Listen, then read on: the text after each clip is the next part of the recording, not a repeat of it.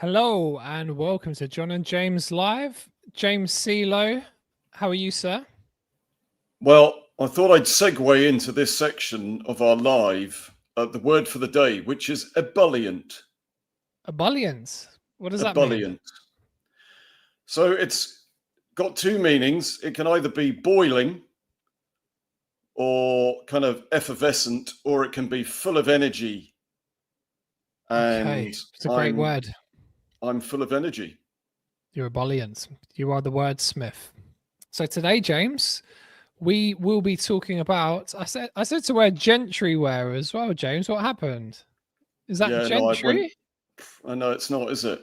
And you're in the I'm not. countryside. So Well, I've got my I'm going to shotgun give the ready. alternative perspective. You can go full on gentry, and I just thought I'd go full on Yeah, I black. thought I'd give it a go. It doesn't really make sense since I'm from a council estate in southwest London, which Mate, is looks good on you though. it's not exactly. Well, actually, it has been gentrified. Clapham, shout out to the Clapham Massive. Clapham Massive. What? Yep. Clapham Common, Battersea. But yeah, I didn't see the countryside for a while. Maybe until I was about 10 years old, I think. I'm looking at it now. It's Yeah. amazing. It's fantastic. It's Hedgerows. wet and grey, James. It is wet and grey, but it's making everything very green and lush. It's just true. That's a positive. That's Mate, true. I can't even remember the name. I'm ebullient. Ebullient. You're ebullient. So today, guys, we are going to be talking about James's favorite subject. Well, we didn't really know about what we were going to talk about, do we, on a weekly basis? We have a little bit of a framework, but we put these articles out, and as you know, on LinkedIn, you just don't know really how they're going to go and how they're going to land. Are people really interested in these things? And just recently, it's just been a bit of luck, isn't it?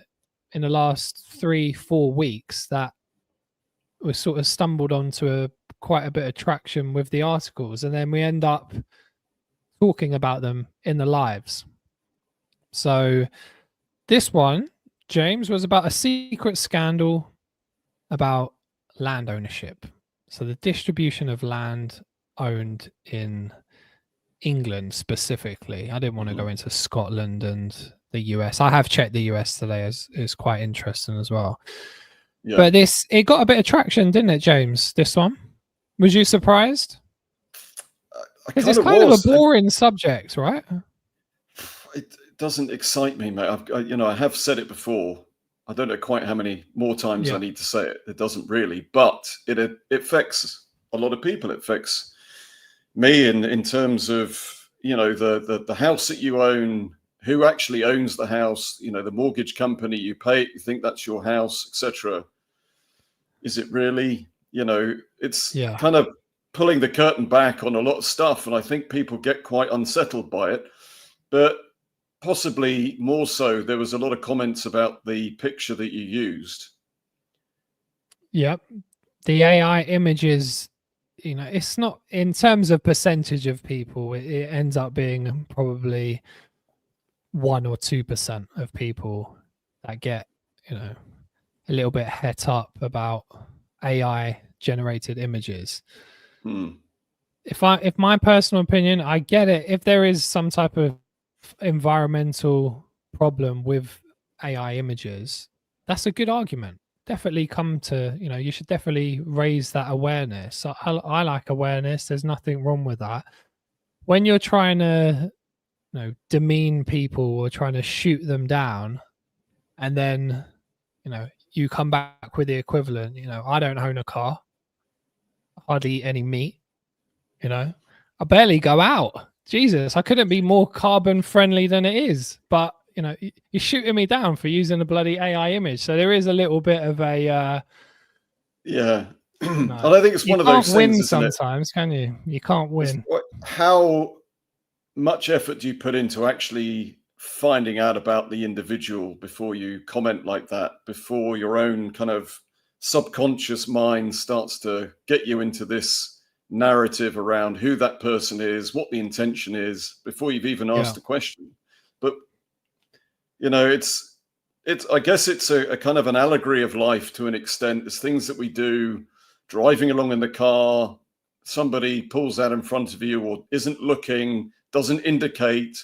I've got I've got this thing that if I'm going to pull in somewhere and somebody's coming, okay, so from my left coming in and they're going to pull in past me, if I'm coming up to a junction, for example, and I'm thinking, well, if I'm going to turn right, they could have flashed me that I could then turn, but they turn in front of me. And I sit there and I go, and then I go, oof, but there was traffic behind them, so they couldn't stop. And it's all these sort of things that are going through your head. But then sometimes there's no traffic behind them and they could have just flashed me out and let me go. And there was, yeah. But it's those sort of situations that you go, it's like being in the car that you just kind of faced with what's in front of you and you kind of instinctively, viscerally react. And then afterwards you go, oh, come on, James, that was a bit, what's going on? That was it's quite unusual on a volume. This is really, I've only been posting articles for a month, and in that month it's nearly hit 400,000 impressions, which is pretty insane. I'm surprised. Yeah, to be honest, a lot of them they seem to be hitting people. Bigger picture stuff, isn't it? I think if you just look at the surface thing, we talked about the image, you talk about the data that's in that post, the wording, etc. You can say it's about semantics, it's about maybe the order of things and the way that it's written. If it wasn't particularly historically absolutely 100% accurate, that's going to engage with people going, well, that's not true, and then that sort of undermines the entire post and the intention behind it. But it's like, well, what are you actually trying to say? Let's look at past all the surface stuff and go to the essence of it. What is the intention behind that post that you are just trying to engage and create a conversation around these systemic issues that we're all facing? We're all in the same situation.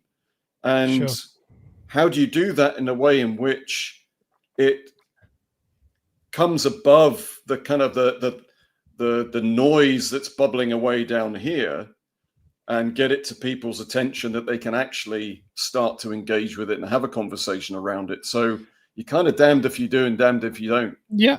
No, 100%. And to be honest, in the majority, it's 90% positive. But when it's at volume and there's 10% that's negative, you have to try and adapt to that. I'm not used to it. I don't really, this is stuff I learned by myself. I never shared really in the past. So this is a new experience to go from the consumer to the creator of actually researching, sharing. And then you get volume. So you have to, when you got people calling you out saying things like you're exploiting children and you're only doing this to sell your live event. And I'm just like, and then you get, people saying it's not a French king, it's Norman. I know it's Norman. You think I didn't look into it. But it's, it's modern day France. It's just easier. It's more relatable. It's funnier. It's jovial. It's not a literal sense. I didn't say the literal real name for England. I could have gone back, 2,000 years, and you've only got a character limit. People think you're going to write the Bible in there. You know what I mean? Yeah. And they go, why didn't you say this about this person? And you're just like, well, it's an article about this. You know what I mean? But it's a learning experience. But in the article, James, do you want to read out some of the stats? We'll start off to see what the actual article is about. And it's about the land distribution percentages in England. And this is really, I got interested in learning about this a few years back when I read a book called Who Owns England by Guy Shrubsole. Good name. So he did a massive research project to try and figure out who were these owners, what were the history of land ownership, because land ownership really affects everything, James, because most of our lives are geared around trying to provide for some type of property, aren't they? Whether it's a mortgaged property or a rental property. So even the word landlord, if you've got a rental and you've got a landlord, where do you think that comes from? It was the owner of the land, you know, the landlord exactly right. who you would pay rent to. So people have these things, you know, in modern day life, but they never really think about it. Sometimes crazy can become the new norm. Do you think so, James? In a lot of ways, I think Martin Luther King talked about that. He did. I'm just I'm finding the post here, mate. I'm just looking to see. So let's have a look. 1,873 likes, 657 comments. So a couple of hundred reshares, wasn't it? Reposts, whatever they're called. Yeah. On there, but in terms of 207 reposts. Let's have a look on here. Yeah, I mean, on the whole, again, sort of positive, uplifting comments, and man, you know, yeah, so many DMs, so many comments, and in terms of the article, I've got it here. So it says the distribution of English land ownership today is as follows. So we've got aristocracy and gentry, the posh guys, as you would say. Look, I've got nothing. You know, I might be a council estate guy. I've got nothing against the posh class guys. If you just turn the hat round the other way, that might be better. If I do this, then there you go. E17. Yeah. Listen, all of us really, deep down, do I want a massive castle and potentially, you know, a shotgun and acres of land, and they can call me Sir John Esquire of the lands, and live a good life, have family, dogs, people respect you. Now, I used to live in Milton Keynes, and we had like the Olney, Woburn. I don't know if you've ever been to Woburn before, but you know, you've got Woburn Safari, all these Woburn lands. But there is a guy there who is whatever Duke of Woburn or something like that. And the land, it's just beautiful, James. It's imagine being gentry. Why would you want to change it? Why would you, James? So I get it, but there's a lot of people struggling, James. There's people really struggling. Let me just bring Patricio. Hey, guys. Hey, Patricio. Hope you're well, sir. Good to see you. Hi, so that's aristocracy, gentry, 30%. Corporations. So basically, we might say we're in, you know, capitalism, corporations, and government. They're pretty close together now, aren't they?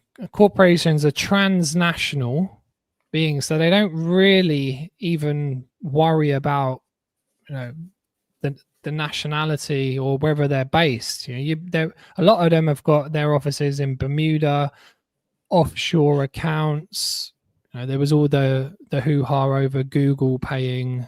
You know, I think Google potentially is an island or something. You know, Amazon.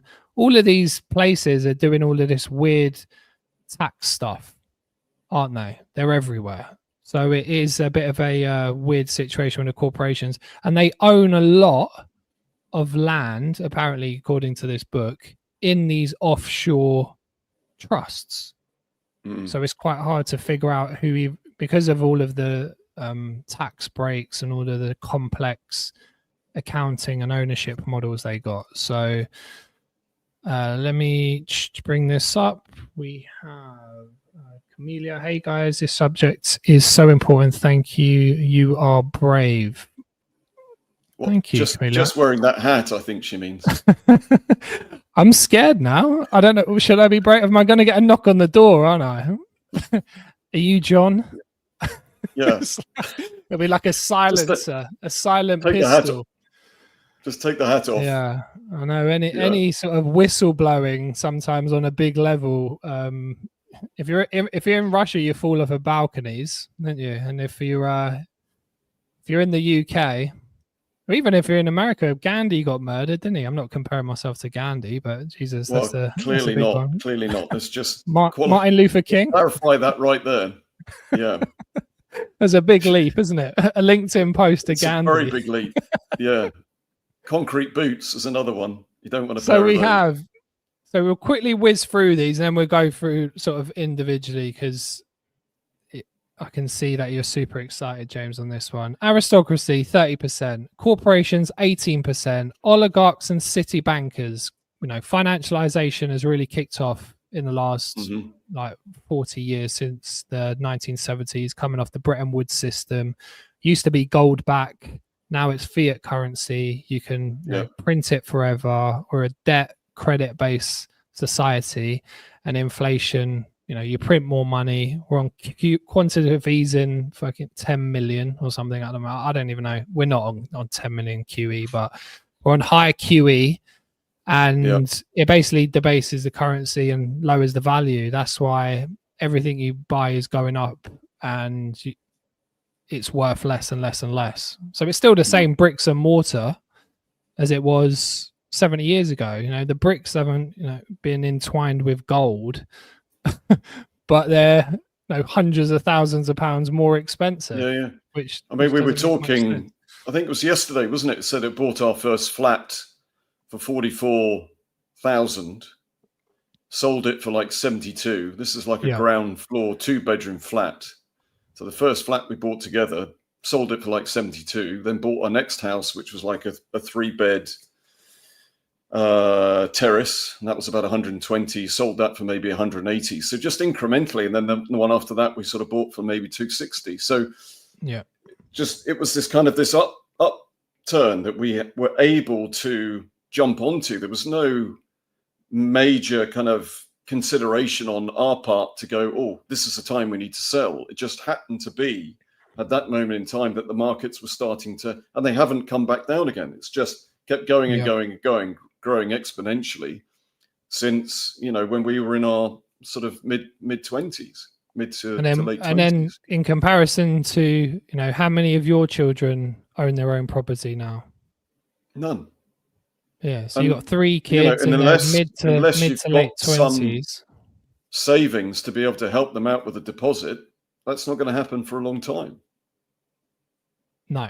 And that's what's happening, isn't it, with the new generations? The actual birth rate is really dropping in the West. I think it's meant to be a 2.1% in terms of replacement, or 2.1 replacement rate, and we're at about a 1.4 to 6, I think, in terms of replacement. Okay. So that itself has massive implications, because there'd be much less younger people, an aging population.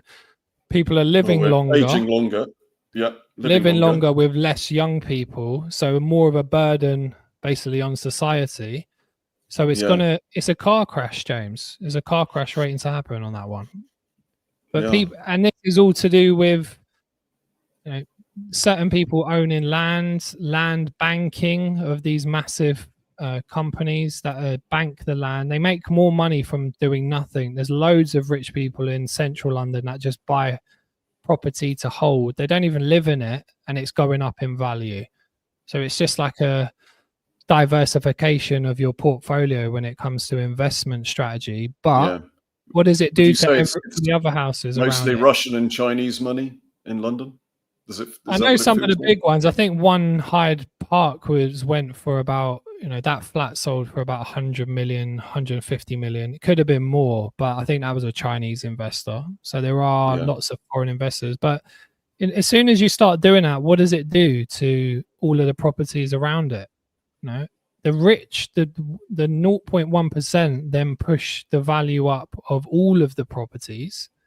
That's what's going to happen. So they're not building as much as they should do as well in terms of what's needed, because population increase in the last 150 years globally, we've gone from 1 to 8 billion.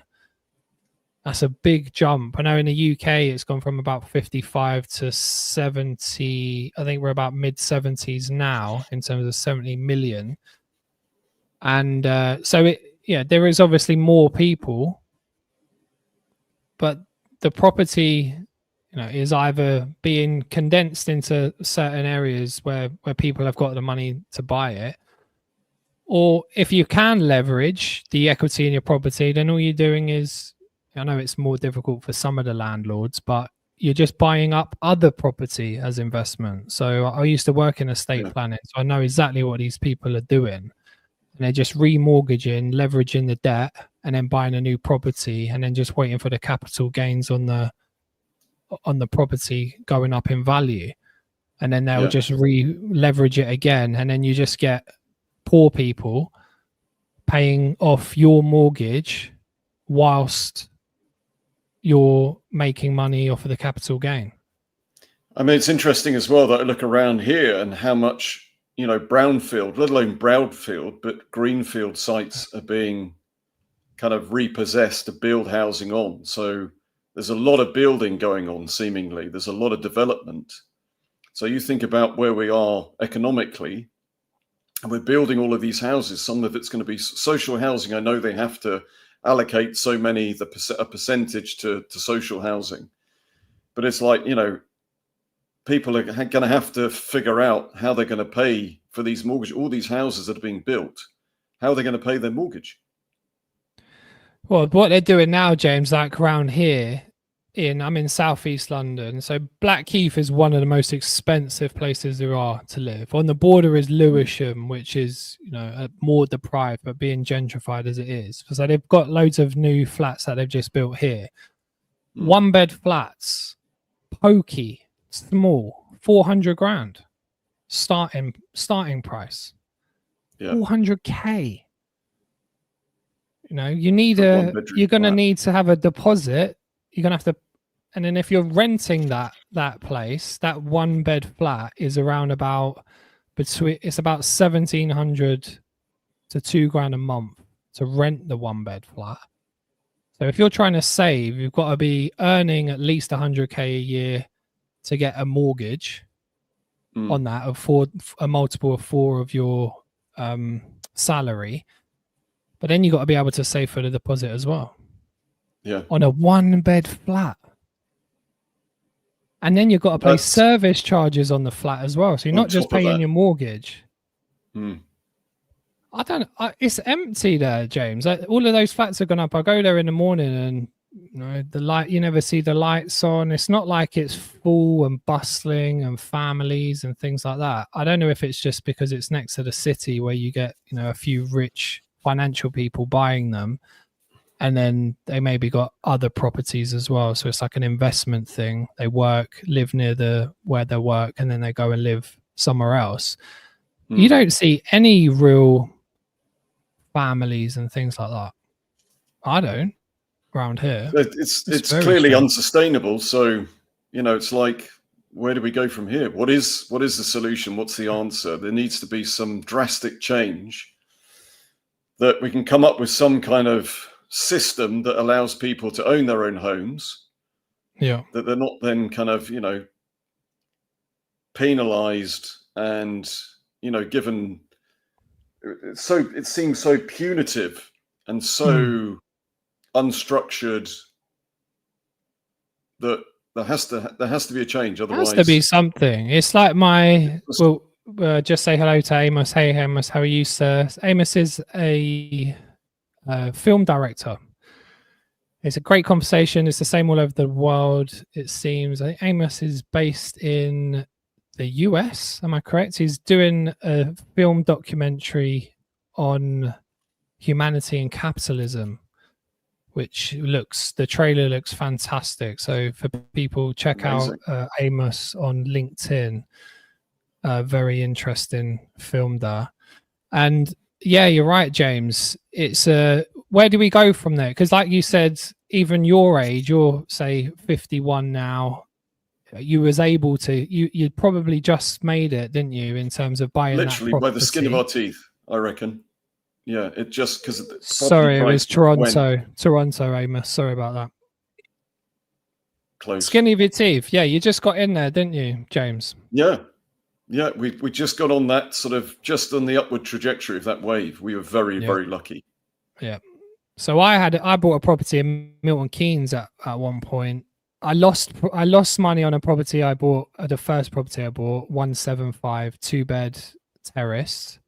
Yeah. Then bought a 4-bed detached for about 275, which was ridiculous. This was 2010 or 12 in Milton Keynes. And Milton Keynes was just, it's a new city. It's only about 50 years old. But that property went up in price by about 150, 175 grand within about 2.5, 3 years. And then sold it. And then I had some money and I moved back to London, but I couldn't afford to buy. I was out of the loop. Personal circumstances why I had to sell and move, but it left me in a position where I had a very healthy deposit, and then I couldn't buy, and then I was left in the loop of paying £2,000 a month to rent a 2-bed apartment. It's just ridiculous, James, isn't it? How it's just unsustainable. Realistically, do you think there's a gap in the market here? Do you think there's a void to be filled by an organization, whether it be an independent, a banking institution or something that can kind of fill that void, that can actually allow people to own their own homes and do it in such a way that is feasible, manageable, and makes economic sense?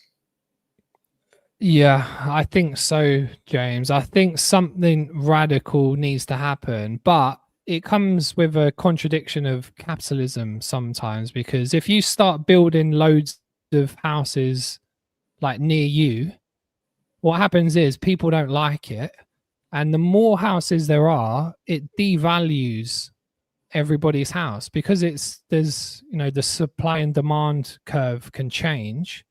Then realistically, if there's an abundance of houses, if there's abundance of everything, the value goes down.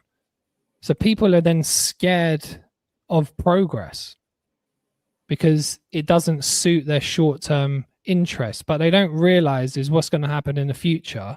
If your house price keeps inflating to a certain point, and all of a sudden the middle class are going to be over the IHT thresholds, they're going to push themselves over.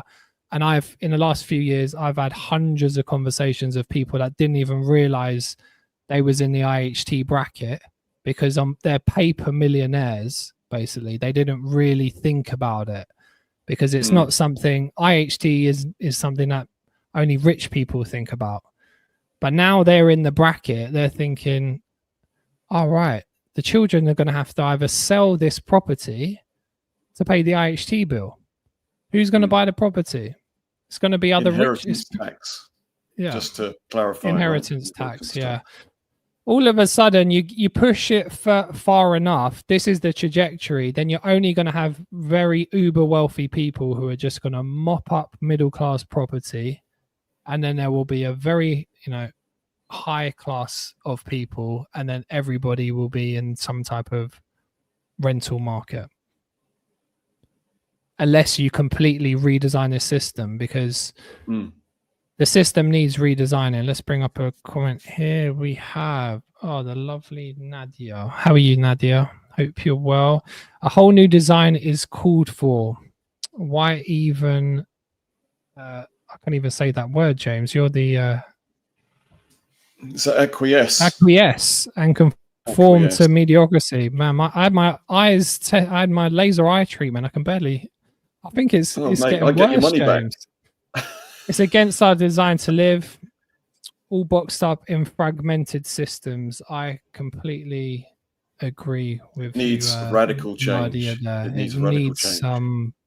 needs radical change. And to me, James, working in the health and well-being, both of us have worked in the health and well-being sphere for the last 20 years. We see people that are deconditioned, stressed, anxious, overweight. But now this is the majority of the population. We're looking at 75% of people are now either obese or overweight. Depression, anxiety, all of these things has never been higher. The pharmaceutical companies are just, it's brilliant for them. They're making an absolute fortune. Yeah, people are living longer while sick. It's just like a perfect business model. But when I looked back at it, even when I was working in cancer rehab, I was thinking, what is it systemically that is driving a lot of these decisions and behaviors around you being coerced into work for labor, really to pay for shelter, food as a main one. Most of people's income will go on shelter or food, especially at the lower proportion. And then most of the rich people are just owning the assets. Well, it's going to be really interesting generationally, isn't it? I think that now that, you know, kids of my children's age in their sort of early 20s, early to mid 20s, that aren't financially in a situation to buy property. So it'll be like, well, the whole narrative is going to change, because from generation to generation, it's all been about, you know, passing down from parent to children. Get a mortgage, you know, settle down, get a mortgage, buy your own house, all that kind of thing. Have something as an asset. It's not really truly an asset, your house. Yep. I think there's this kind of perception that it is an asset, but it's like, where's the narrative going to go from here now, generation? Because certainly with my kids, if they have children, will not be saying to their children, get a mortgage, because things have just within a generation, generation, it's completely changed. Yeah, so, wage stagnation, James, isn't it? Where do we go from here? So Cornelia's had a message. Yeah, I'm 28 years old, and I wonder if anyone besides posh kids will be able to buy an apartment or a house within the next 5 years. Yeah, I'd be interested to know where you're based, Amelia, on that one, whether you're in a big city or a different country. But I agree with you. It affects people massively. It hugely affects people's relationships. Because if you want a family now and you need a 2-bed, a 3-bed, you're going to have potentially both them parents having to work just to sustain themselves. The kids have been brought up by the education system, which needs a complete overhaul as it is. The parents are stressed. You know, you're paying the bills trying to survive in this, you know, high pressured, potentially corporate or business world. You know, I know from my accountant, she said most people who own their own business are not doing well. That's the facts. The statistics of people that own their own business that she sees as an accountant, and she sees hundreds of them. Well, yeah, but that's, she's seen hundreds of them for the last 30 years. And the majority are either breaking even, losing, or not doing that well. It's more of the highlight reel when you see people doing incredibly well. There are absolutely 100% people that are struggling big time. Yeah. But again, it's just that sort of balance to bring into it to say, look, you know, that's one person's perspective on it. But, you know, looking at the Office of National Statistics, or, you know, whatever there is that's out there, the resource that will tell you how the economy is doing, how many businesses are struggling, what the turnover, et cetera, et cetera. But what I was going to say is, it's interesting when you look at getting a mortgage or renting. You can either say, well, actually, a mortgage tethers you to a house. When you rent, you've got more freedom. And at a particular age, it's like, well, go and travel.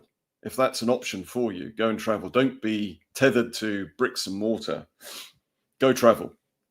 You know, up sticks, go somewhere else, be in a different country. It all comes down to the individual at the end of the day, but it's like, well, there are options. There are things that you can do that you don't have to be in that situation where you've got to own a house.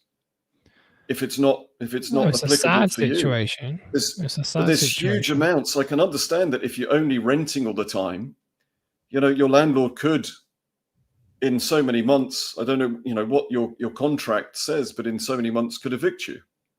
To say, look, guys, I'm selling the flat, you know, I'm done, and it's sold from underneath your feet. So you've always got that level of anxiety that it's this impermanence. But even if you do have a mortgage on your house, you've still got a level of that as well. If there's default on the mortgage, or, you know, if anything goes wrong as far as I think the mortgage thing is a rip-off as well, James. If you look at let's just, Camellia, we got, a home is a basic need for every person. It should be fulfilled and not subject to the market. Alternatively, luxury homes that exceed demand could be priced freely. I completely agree with you, Amelia. A basic need. This is one of the most systemic biggest problems in society that proliferates and affects everything. And it's something that is rarely talked about because... And very easy to exploit, because it's one of our things that we need is shelter.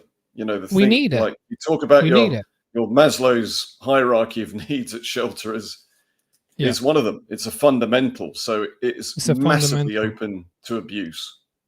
And if you're out of that loop and you are one of the lucky ones, it's so easy to think that things are fine. I speak to people who are more upper middle class, and they're completely in a bubble, or even upper class. They just can't see it, because they don't see it, because in the circles that they socialize in, they're the people that own the buy-to-lets. They are the landlords. So, you know, it's not in their interest to go and bring up statistics and bring awareness to a problem, because it's not really their problem. They're actually winning. So why would they want to change it? But for the majority of people, it's like now, James, we've got thousands of families using food banks. They say around a third of children are going to school hungry.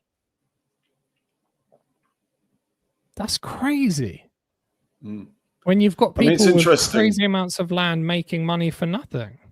Yeah. I mean, it's an interesting concept. I mean, bearing in mind, I mean, I own my own house. I don't have any other properties. Now, if I did, if I had, rental properties, if I'd invested, if I'd have done that, I would have a very different perspective right now. If you'd have done the same thing, you would have a different perspective.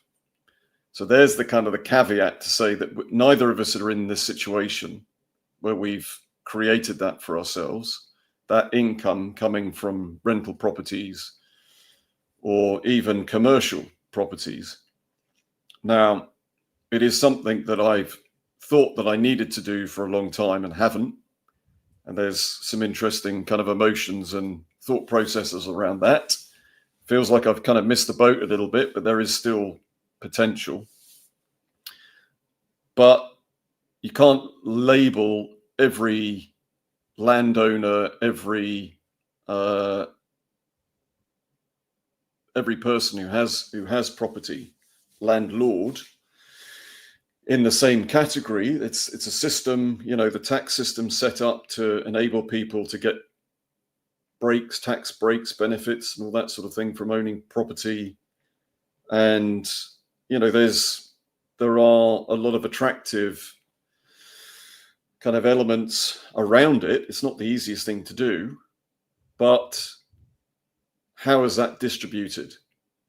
How are people who are in need going to find some way out of the situation they're in? Inequality is just is getting to a ridiculous scale, James.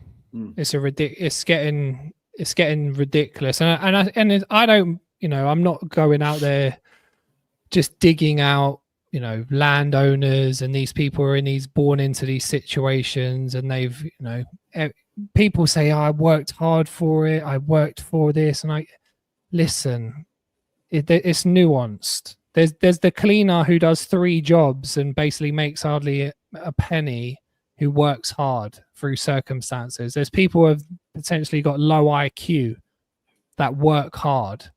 There's people that are very intelligent. They just went into an industry that doesn't pay a lot of money. They work hard. Could be a fireman. You know what I mean? He could have been a bloody investment banker, but he didn't. So the working hard thing is a fallacy. That's not true. There's plenty of people that work hard and make no money.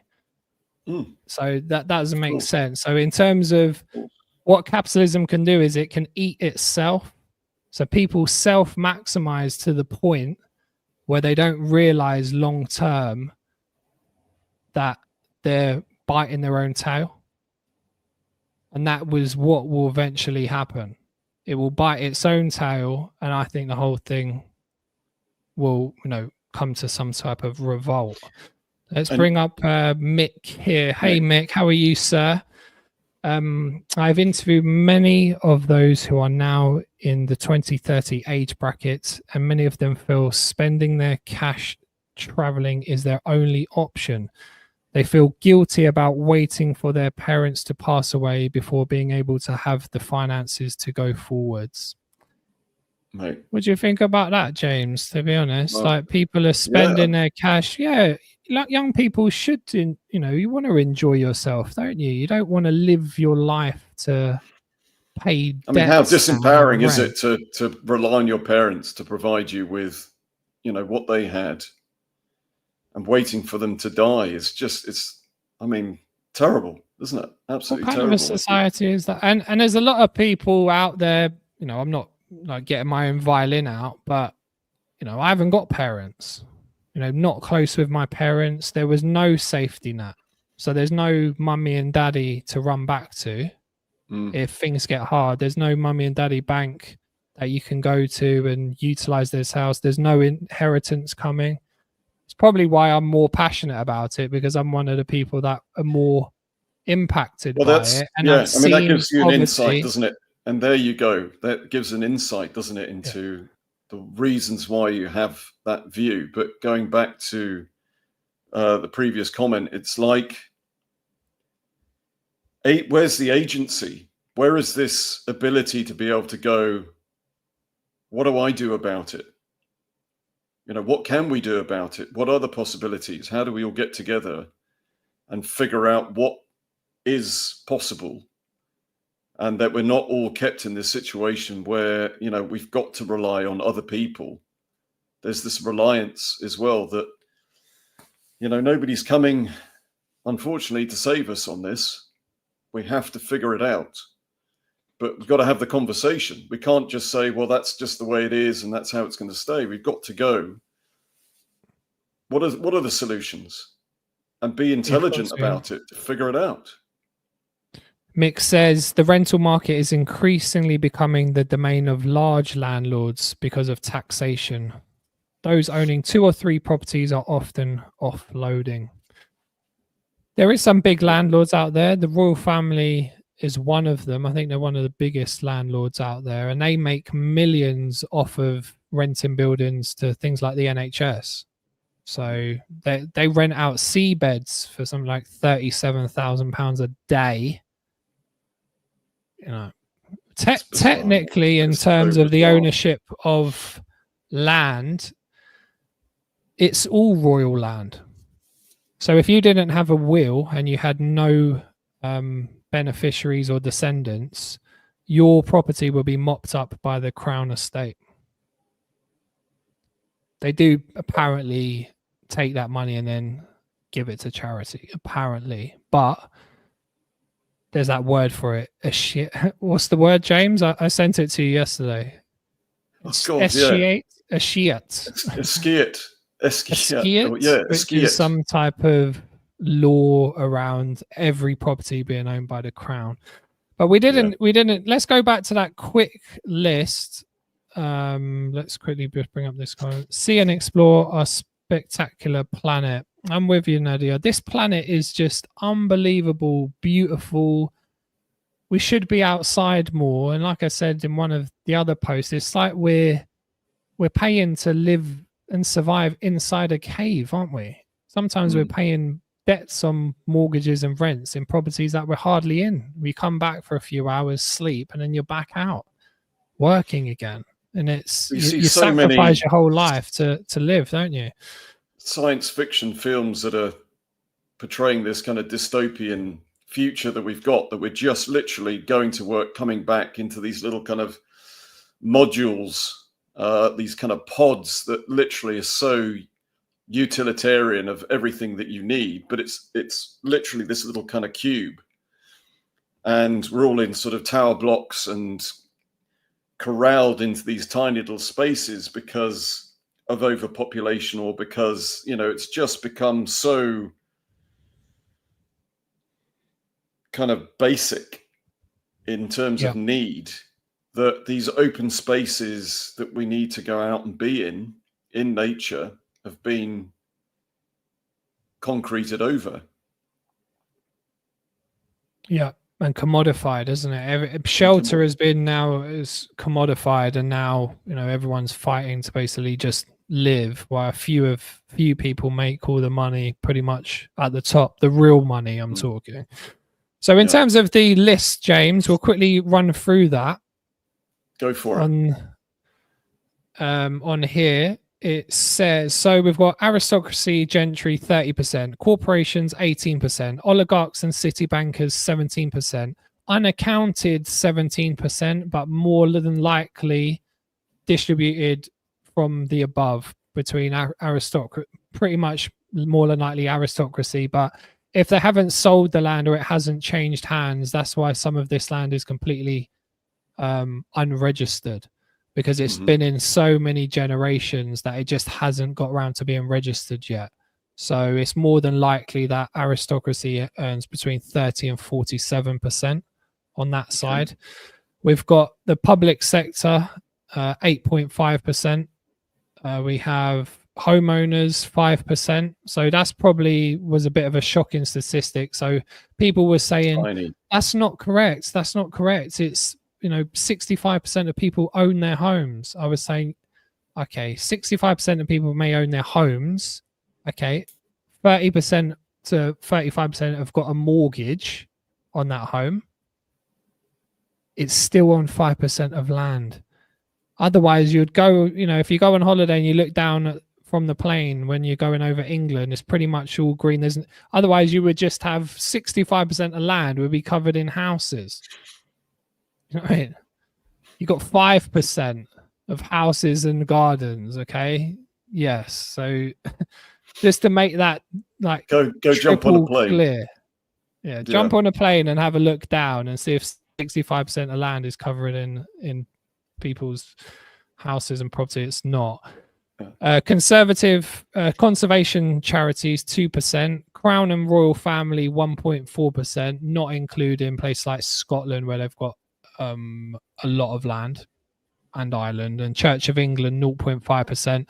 But again, potentially Royal Family, Church of England, all of these will be part of that 17% unaccounted for. So you could probably add a few more digits to each one of them, but it works out around about 0.1% of the population will likely own 65% more of the land.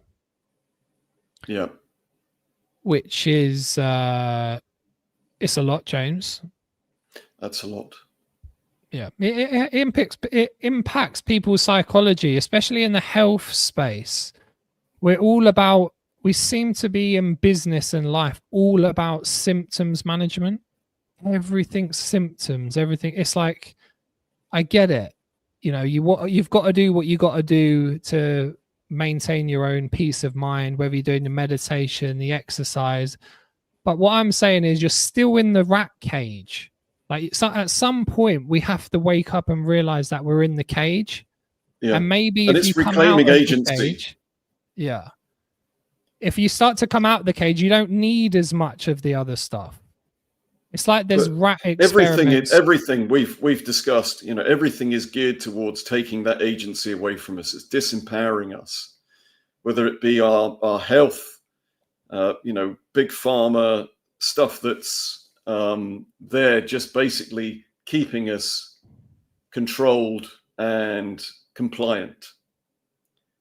Yeah. Media, you watch anything on media and it'll be, and we've seemingly somehow lost the ability to govern ourselves.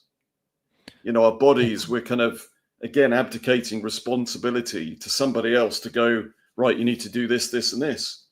Actually, sometimes I just quite like to go out for a walk. Sometimes I'm going to eat that because it's good for me and it nourishes me. And maybe sometimes I won't eat.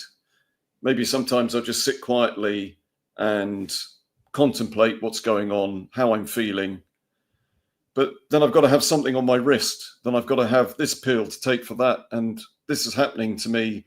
So I'm going to go to the doctor. The doctor will say, oh, you've got high blood pressure. Let's put you on these tablets.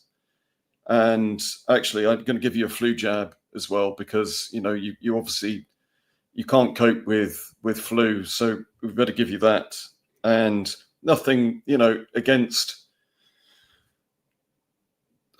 Well, I did. I went to the GP last year, and he said, let's give you a flu jab. I said, I don't want a flu jab. And he sort of looked at me and said, why would you not want a flu jab? I said, well, don't want a flu jab. Yeah. So how do we then start to go, what can I do for myself in any situation, in any realm of life? It's like, I don't necessarily just have to be spoon-fed all the time. What experts, whether they're experts, whether they're not experts, whatever, again, it's somebody's life experience that they've come into this situation. But can we not just be curious? Can we not just ask questions and say, is that going to be good for me?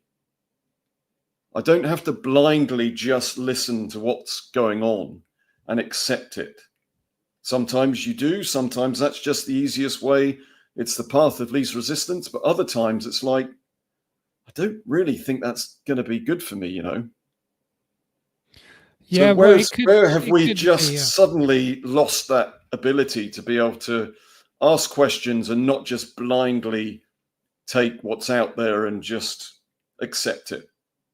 I think it's a lot of symptom solving, is it, James? And Mick said, have you read 1984? I've downloaded it. I think it's the George Orwell novel, isn't it? The Orwellian dystopia. I haven't actually read it. I downloaded it a couple of weeks ago, so it's on my Kindle to read, but I haven't read that one. On my bucket list. But apparently a lot of it is coming to fruition, isn't it, on that one? Yeah. Nadia, we don't need the stuff we think we do. Yeah, I think you're right, Nadia. I think a lot of it is symptoms management, and I think a lot of self-development in some ways can be symptoms management, because it's really controlling your internal, whatever you call it, locus of control. So it's more external locus of control. Yeah, you're more really focusing on the internal because you feel like you've got no agency over the external. Like you're out of control. You can't farm for your own land. You can't build your own house and do what you want to do. You just can't. You're subservient to the system. So you're going to have to earn and swap your labor for income or access to these things. So you're not dependent. You're not like a guy who's roaming the lands, looking after his family, can move anywhere, do what he wants. I'm not saying go backwards and live like a caveman, because there's loads of positives from having conveniences, but it reaches a point where you've got to question, is this progress? What is progress? If human health is progress, is just living longer considered as human health? What if you're living longer but you're in ill health? You could be kept in a coma and still be alive. Yeah. So you've got to redefine what that progress is, because people are not feeling very good. They're physically not in good shape. So there's a few issues there. Ben said, taking a Nurofen for a headache will help with the pain of the moment, but unless we deal with the thing that's hitting us over the head and causing it, we're never going to liberate ourselves, and we are just going to suffer. How many Nurofens is there out there, James? Social media, scrolling, addiction, cigarettes, addiction to sex, pretty much any addiction which is something you do short term to make yourself feel better. With negative gaming industry. My kids grew up with it. Gaming. And it was one of the only areas they said, this is conversations I've had with them fairly recently, where they felt like they had a sense of achievement and progression. Yeah. That they would be able to be successful on this platform, and they could just, if they failed, they go back and do it again, and there's no consequence to it, and they just felt like they were progressing within the game that they weren't feeling in real life. And every time they got that, they'd have the little dopamine hit. They want more of it, and they want more of it and more of it. And game designers know exactly The same with social media, the same with app development, all these kind of things. So they know how humans work. They know that our brains haven't sufficiently adapted from caveman times. We're still working on the same kind of neurochemistry. The circuitry is still very, very similar, and yet we're being bombarded with so many different stimuli, and we're trying to cope with it. So we are beating ourselves up for being addicted or triggered or engaged and in this kind of loop, this cycle of having our phones, social media, all that sort of thing. But everything is geared to keep our attention. So it's only when you can actually stop and go, what am I doing? I find myself doing it. After about maybe it's 5 minutes some days. It's like, I'll go, oof, and then I just put my phone down because I catch myself doing it. Yeah. But nobody's going to say to that, James, realistically, they're going to say you need more self-control, you need more discipline. They're not going to say, realistically, the symptom of this is because you're sedating yourself for a reason. You've got mortgage interest to pay, so you're going to go and have to create value in the market for access to things. You're not really independent, you're dependent on something else. Then there's probably a mass disconnection because everybody's doing it. Most men haven't even got any friends now. The community's fallen down, it's collapsed. So that one thing of you doing it, the only answers in self-development at the moment is to medicate yourself and try to create some type of self-discipline. It's rare that anybody would think about anything systemic because it's too hard. It feels we're taught that that's abstract because you're not taught about it in school. It feels like it's an alien concept where people with money probably don't think like that at all. They feel like they've got empowerment to make decisions, to take control, to do things. I'd push back on that as a sweeping statement. I'm not talking about like a little bit of money, James. I'm talking about people that have got power.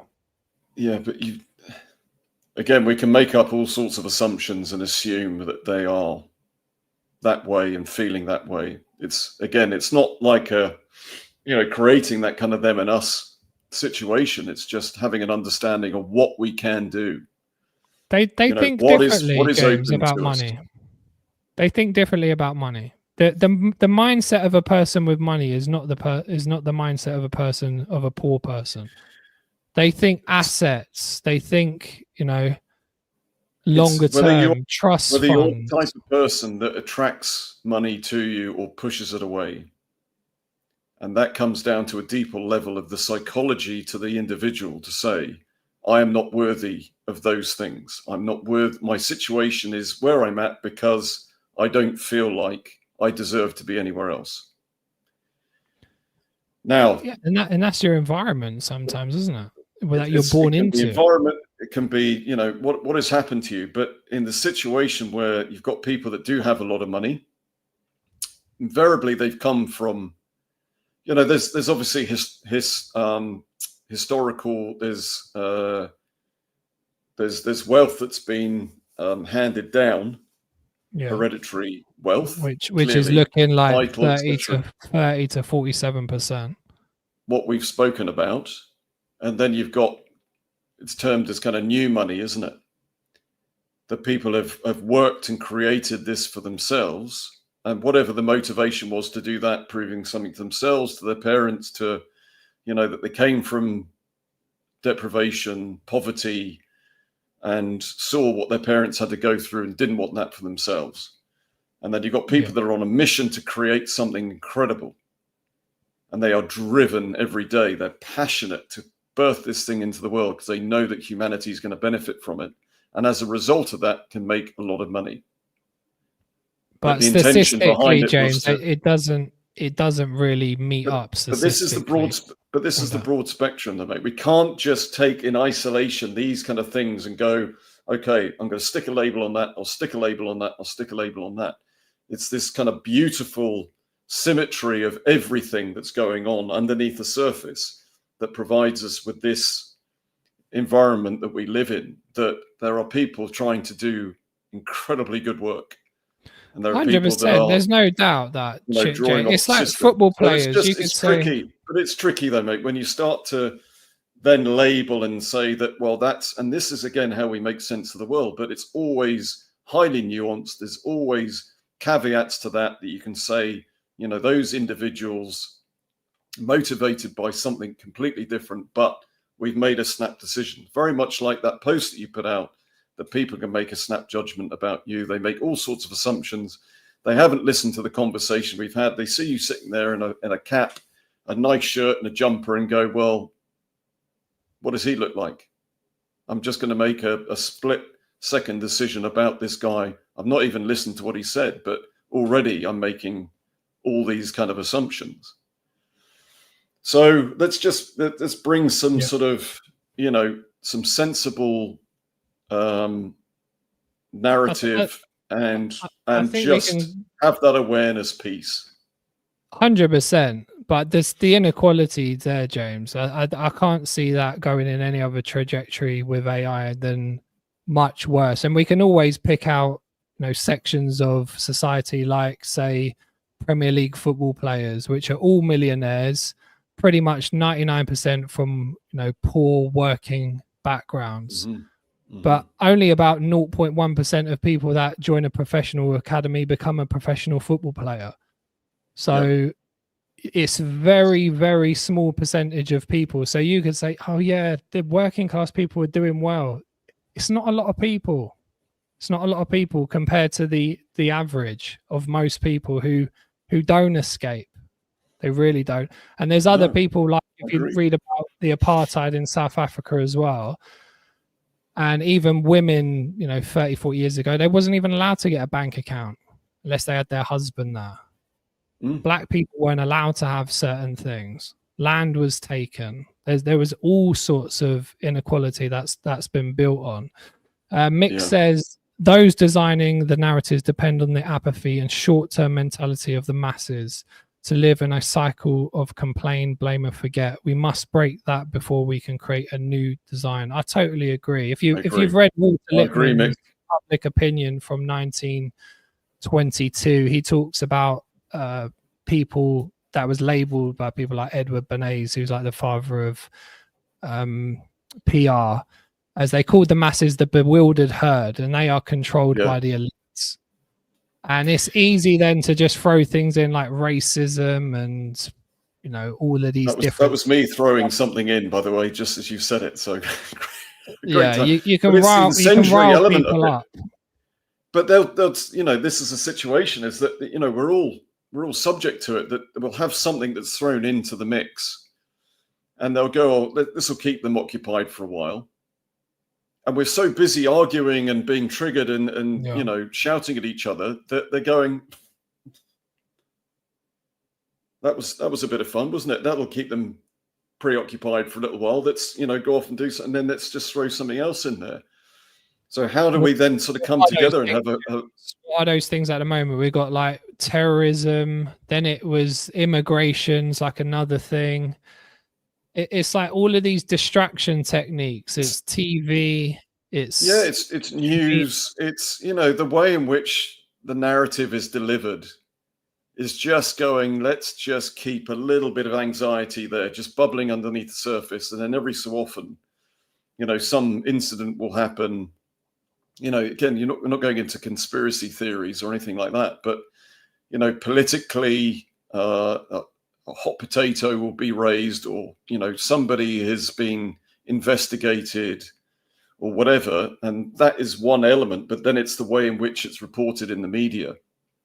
And there's, a huge amount of ammunition for that. You don't have to look too far to be able to inflate something, make it into something it really wasn't to begin with, but just to kind of keep this little bit of a narrative going so that we're all in this chaotic state.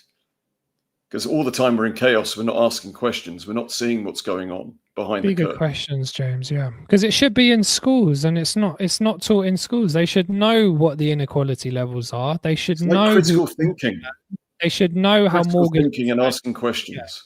Critical thinking would be just unbelievable tool for children to be educated on, to be able to think, and then they can come up with the solutions. But it just sounds very conspiratorial when you talk about the education like that. But education system was built for people to work in factories.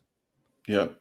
That's how it was built. In terms of just some of the history, James, and we go back to 1066, which was the Norman invasion when William the Conqueror took over England there. Actually, he couldn't speak Old English, old William the Conqueror. So I said he was French because of the whole Norman connection, which is now modern day French, but he could only speak Norman French. He couldn't even speak English. Was that so? Je ne sais quoi. So not long after that, he came up with a Doomsday Book. I don't know if you've heard of the Doomsday Book, James. So I may have heard of it. Yeah, it's a great read. It's a good bedtime read. It's cover to cover. So he went up and down the country, got his people out there, his barons, who was his right hand men, to go and see who owned what and record it in a book. So that's where a lot of there is, they call it descendants. Well, people's descended now from potentially people from 900 years ago. So, and ironically, it was the Battle of Hastings in 1066, James, at that point. Obviously, property, things have changed hands. There has been wars since then. Just brought it back to you, mate. I like how you did that.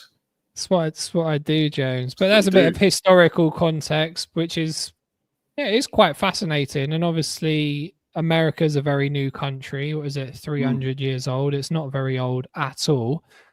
And a part and parcel of those landowners and the rich have, ended up going to America. I think Donald Trump's Scottish, isn't he? Partly. Did you know that? Well, there was something obviously with the golf club that he's his mum or dad or someone's from Scotland. But if you go to the US, you'll see it as it was a part of the British colony. Most of them are Irish, Scottish descendancy. There's quite a bit there, isn't there? But I'm delighted to say, mate, that you've brought me round on the whole land ownership thing. I think, perhaps to begin with, I was a little bit sort of reticent. Whereas now, I'm a lot of people are, James, to be honest. I've been researching this for the last 15 years, but it's because I'm in it. I'm from a very impoverished background. And then I went to college and I was friends with a lot of people who had a lot of money. And then I made money. And then I lost money. And then I've been in business. And then I've been in the health game. And I really like systemic problem solving. So I just interested in how you figure out what the problems are, and figuring out what the problems are is one of the hardest things to do, just identifying what the issue is. And it just gets boring symptom solving when there's more information, there's more health services, there's more of everything, gyms, healthy eating plans, all of this than ever, and people are getting worse. So there's a disconnect. There is a huge disconnect there. But I appreciate people for listening to that. We aren't going to rattle on too much about this more, but there was other stuff in there. David Graeber's book, if you want to check that out, called Bullshit Jobs, is a fantastic book for anybody want to read that. And then we won't go into the national debt. That needs a different in-depth conversation, but most of our modern world is built off of credit and debt now. Like the USA's in 36 trillion worth. The UK looks like 2.6 trillion. The numbers are just ridiculous. But a lot of rich people benefit from this debt. If you watch Gary's Economics on YouTube, you'll see he was an ex-trader. He's a millionaire himself, and he's just basically opening people's eyes to what's going out there. Who owns your mortgage debt? Probably never. People don't really think that. You take a mortgage for 200 grand, over the course of that mortgage, you're probably going to pay around about 500 grand back. Somebody owns that, and it's somebody with a lot of money making money from your debt. So blood, sweat, and tears. I don't know really to be honest, when people was asking James, what are the solutions here? You know, I personally I don't know at the moment. I'm a little bit of that. All we're doing is having a conversation, aren't we? We're just opening it up for people to come together around the subject matter. It's not, we're not positioning ourselves as experts or we've got all the answers or anything like that. That's not what it's about at all.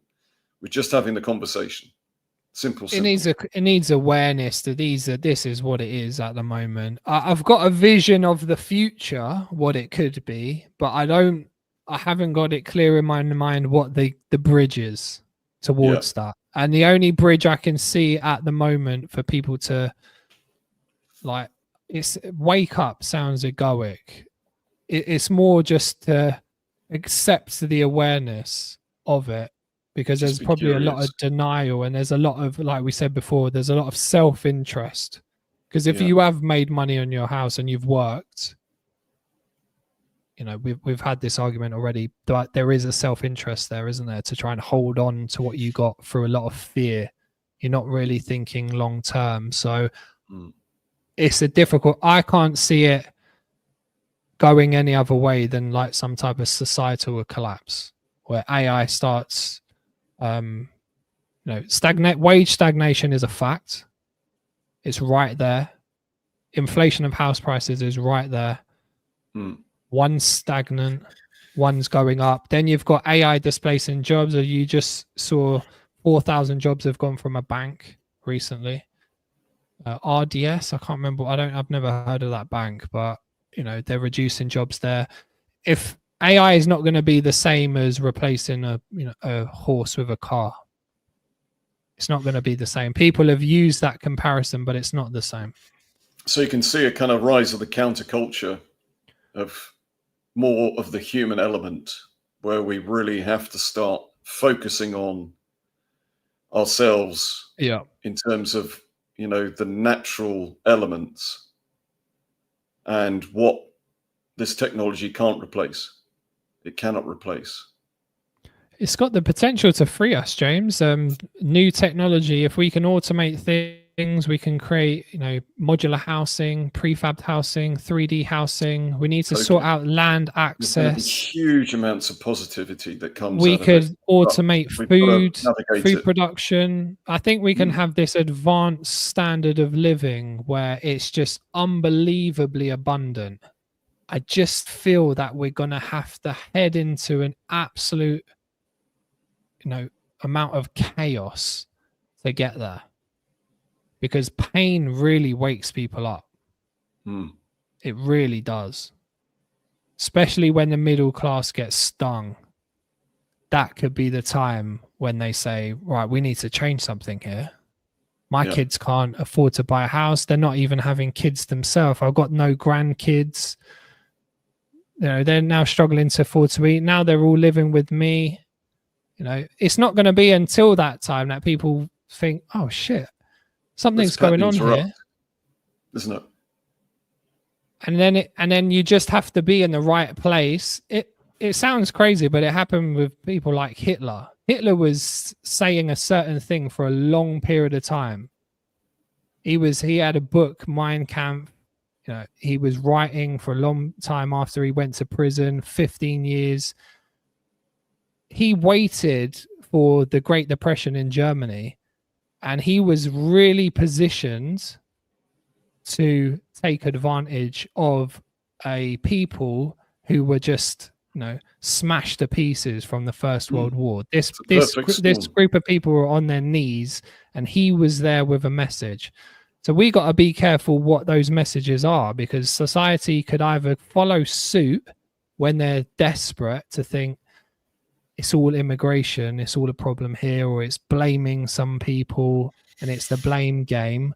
Or the message could be of a positive future where, man, we've got this tech now. We could create abundance.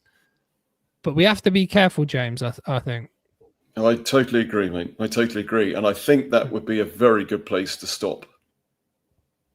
Let's stop. Agree, John. Unless we change directly, we're going to end up exactly where we are heading. Lazy look at the data and trajectories, and in AI, which will accelerate the actualization of the inevitability. AI could just speed things up, James. I think it could just speed up the inevitable. So I'm with you. Well put, Ben. Okay, then, guys, thank you for listening. James, that was tiring for you. I think it was easier for me because I've been researching it for a while, but that was yeah, well, as I said, it's not something that particularly kind of makes me what was that word I said at the beginning? Can you remember what it was? Jubilant, or so it sounded like jubilant. Buoyant. Wasn't it? Something like that. Ebullient. Ebullient. Ebullient. Today's word, ebullient. I am now feeling energized, slightly boiling, and agitated. Some of the biggest things in life take some of the hardest things, which are truth, are the scariest things. They're the things that we want to avoid, aren't they? And looking at it is tough, but there's the work, people. There's the work. Holy moly. There we go. Right. There we go. Let's put that to bed. Thank you, Nadia. Thank you for listening, guys. Thank you to Mick. I really appreciate you listening, sir. We've all got a lot to learn here. Thank you, Ben. Amazing. Thank you to Camelia from Warsaw, Poland. No, really appreciate that. I don't know what's going on in Poland, but I'm always interested in what's happening in other countries. I looked at the stats on the US before, but I think this is a global issue that we've got going on, and we're just basically, thank you to Amos from Toronto as well. So check out Amos's documentary, Humanity and Capitalism. It should be a good one. So check out his trailer on the website on there. And thank you to Patricio. I don't know where Patricio is from. Also a documentary filmmaker. Talk to Amos. Get together. Where's Patricio from? You know? I don't know. I'll have to be honest. You don't know. But thank you for listening. Filmmaker as well. Thank you. Appreciate it. Have a good one, guys. We'll speak to you soon, and we will see you on Friday, 1 p.m. Take care. Bye, bye, bye. Bye, bye.